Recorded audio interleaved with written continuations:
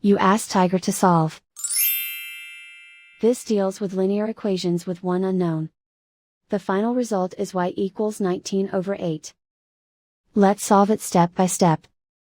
Simplify the expression. Simplify the fraction. Group like terms. Convert the integer into a fraction. Combine the fractions. Combine the numerators. Group all constants on the right side of the equation. Subtract 19/6 from both sides. Combine the fractions. Combine the numerators.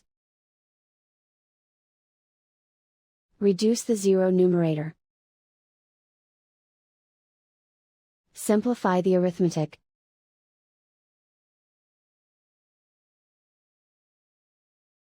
Isolate the y. Multiply both sides by inverse fraction 3/-4. Move the negative sign from the denominator to the numerator. Group like terms. Multiply the coefficients. Simplify the arithmetic.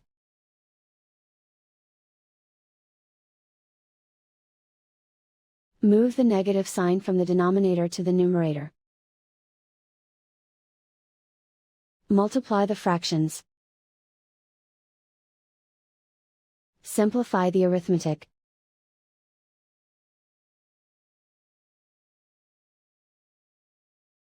And so the final result is y equals 19/8.